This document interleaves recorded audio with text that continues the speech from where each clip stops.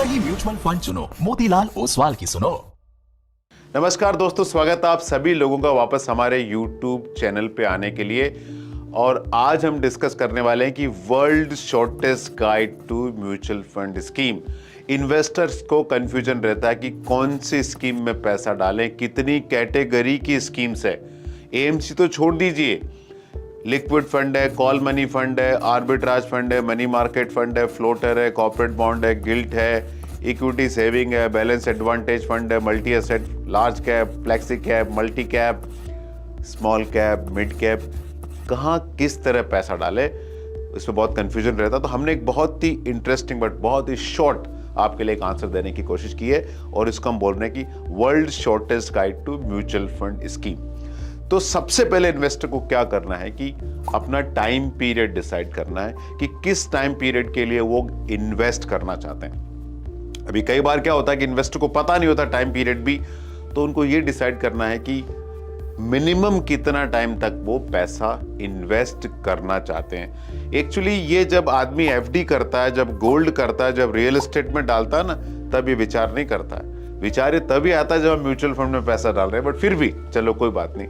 तो आपने एक दफा टाइम डिसाइड कर दिया तो फिर मैं आपको स्कीम बताता हूं। जैसे अगर आपने डिसाइड किया मेरा investing period 1 day to 7 days है, दूसरा हो गया 7 डेज टू 90 डेज है, तीसरा हो गया 90 डेज टू 180 डेज है, चौथा हो गया 180 डेज टू 1 ईयर है, फिर 1 ईयर टू 2 ईयर है, 2 ईयर्स टू 3 ईयर्स है, 3 से 5 साल है, 5 से 7 साल है, 7 से 10 साल है और 10 साल के ऊपर है। तो ये अगर आपने एक टाइम पीरियड डिसाइड कर लिया तो हम आपको बताएंगे किस स्कीम में आपका अलोकेशन सही है इस टाइम पीरियड के हिसाब से, किस पीरियड में अलोकेशन सब ऑप्टिमल है। लेकिन इसका मतलब आप पैसा रख तो सकते हैं लेकिन आपके पैसे का पूरा जस्टिफिकेशन नहीं हो रहा और किस टाइम पीरियड के हिसाब से बिल्कुल ही रिकमेंडेड नहीं है। तो सबसे पहले हम लेते हैं call money fund. Call money fund आप 0 टू 7 डेज के लिए बेस्ट प्रोडक्ट है और कोई अल्टरनेट नहीं है। 7 टू 90 डेज तक भी आप पैसा कॉल मनी फंड में रख सकते हैं और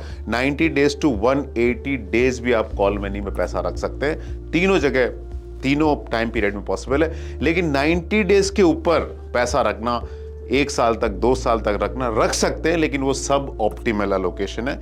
और 2 साल के ऊपर तो कॉल मनी में पैसा रखना है नीचे, बिकॉज आप पैसे का वेस्टेज हो रहा है। अब आते हैं दूसरी कैटेगरी लिक्विड फंड का। 0 टू 7 डेज क्रॉस, मतलब 0 टू 7 डेज लिक्विड फंड में पैसा रखना ही नहीं चाहिए। 7 to 90 days liquid fund is a सही product and most appropriate product है। 90 टू 180 डेज भी लिक्विड फंड अच्छा प्रोडक्ट है और 180 डेज टू 1 ईयर के लिए भी आप लिक्विड फंड के अंदर पैसा रख सकते हो। लेकिन 12 महीने के बाद, 24 महीने तक, 36 महीने तक काफी टाइम आपका पैसा पड़ा रह सकता है, लेकिन ये आपके पैसे का सब ऑप्टिमल यूटिलाइजेशन हो रहा है। तो हमारा रिकमेंडेशन नहीं रखना चाहिए, लेकिन आप उसमें रख सकते हो कि कोई आपको अल्टरनेट नहीं दिखे। लेकिन 36 महीने के ऊपर लिक्विड फंड में पैसा रखना मेरे हिसाब से ठीक नहीं है। थर्ड कैटेगरी आती है arbitrage fund, ultra short term fund और मनी मार्केट फंड। तो इन फंड में 0 टू 7 डेज में पैसा नहीं रखना है। 7 टू 90 डेज के अंदर पैसा बिल्कुल नहीं रखना इन फंड्स में। इन फंड में एलोकेशन आपका मिनिमम 90 डेज के ऊपर के पैसे का ही होना चाहिए। मतलब 3 महीने से लेके 1 साल तक आपका पैसा इन फंड में रह सकता है, 2 साल तक रह सकता है, कभी कभी 3 साल तक भी आपका पैसा arbitrage fund, ultra short term bond fund और मनी मार्केट फंड में रह सकता है। 3 साल के ऊपर का पैसा, 3 से 5 साल अगर आप रखना चाहें तो वो सब optimal utilisation of your money होता है। हम रिकमेंड नहीं कर सकते लेकिन मजबूरी में रख सकते हैं। लेकिन 5 साल के ऊपर का पैसा इस प्रोडक्ट कैटेगरी में रखना आपके पैसे का नुकसान हो रहा है। उसके बाद आता है low duration fund, floating rate fund, ऐसे फंड। तो इसमें 0 टू 7 डेज पैसा बिल्कुल नहीं रखना चाहिए, 7 टू 90 डेज पैसा नहीं रखना चाहिए, 90 टू 180 डेज भी पैसा नहीं रखना चाहिए और 180 डेज टू 1 ईयर भी आपको पैसा नहीं रखना चाहिए। Low duration fund, floating rate fund में बेस्ट एलोकेशन है 12 महीने से 24 महीने, 24 महीने से 36 महीने के पीरियड में आप पैसा रख सकते हैं। 36 महीने से 60 महीने मतलब 3 साल से 5 साल आप पैसा रखें, वो एक्चुअली सब ऑप्टिमल यूटिलाइजेशन है।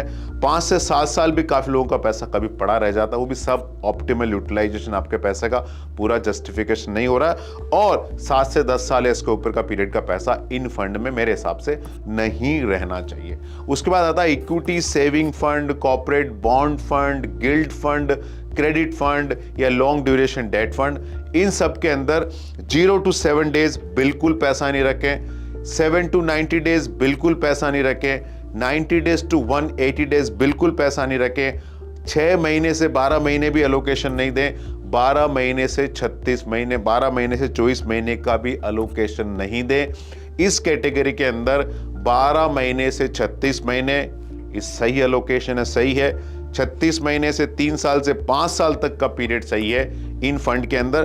5 से 7 साल है लेकिन वो सब ऑप्टिमल अलोकेशन है, वो अलोकेशन सही नहीं है, मजबूरी में रख सकते हैं, लेकिन 7 साल के ऊपर इन फंड कैटेगरी में पैसा रखना मेरे हिसाब से एकदम गलत चीज है। अब आप आते हैं मल्टी एसेट फंड और बैलेंस एडवांटेज फंड या hybrid aggressive fund, hybrid equity aggressive fund होते हैं उस कैटेगरी में। 0 to 7 डेज बिल्कुल पैसा नहीं रखें, 7 to 90 डेज बिल्कुल पैसा नहीं रखें, 90 डेज to 180 डेज का पैसा भी इस कैटेगरी में नहीं रखें, 6 महीने से 12 महीने का पैसा नहीं रखें, 12 महीने से 24 महीने का पैसा नहीं रखें, 24 महीने से 36 महीने का पैसा नहीं रखें। इस कैटेगरी के अंदर मिनिमम आपको 3 साल का होल्डिंग पीरियड रखना चाहिए।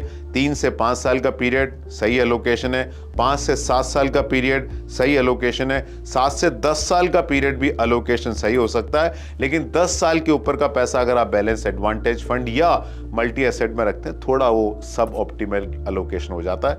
रख सकते हैं but it is not the best product to put money. उसके बाद आते हैं हम large cap, multi cap, flexi cap, value, contra, ये सारे फंड कैटेगरी के अंदर। फोकस फंड भी इसके अंदर आ गया। तो इसमें 0 to 7 डेज बिल्कुल पैसा नहीं रखे, 7 डेज to 90 डेज का पैसा नहीं रखे, 90 डेज to 180 डेज का पैसा नहीं रखे, बिल्कुल क्रॉस मारा हम लोगों ने। 6 महीने से 12 महीने का पैसा नहीं, 12 महीने से 24 महीने का पैसा नहीं, 24 महीने से 36 महीने का पैसा नहीं, 3 साल से 5 साल का पैसा भी नहीं। 5 साल के ऊपर का पैसा इन फंड में डालें। 5 से 7 साल वाला पीरियड सही है, 7 से 10 साल वाला पीरियड सही है, और 10 से ऊपर साल वाला पीरियड तो बहुत ही सही है। तो minimum time holding period large cap, multi cap, flexi cap, value, focus, Contra category में मिनिमम 5 साल होना चाहिए। अब हम आते हैं and category, that is multi cap, sorry mid cap and small cap.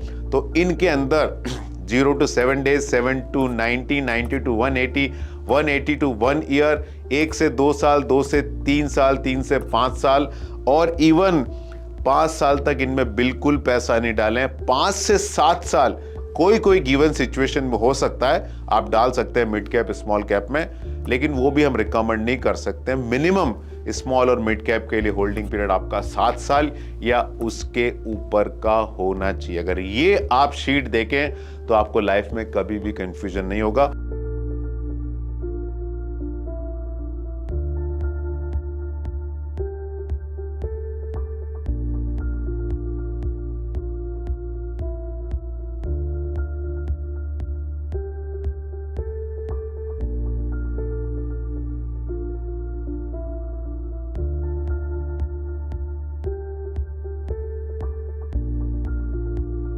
और ये है नॉर्मल मार्केट कंडीशन के लिए।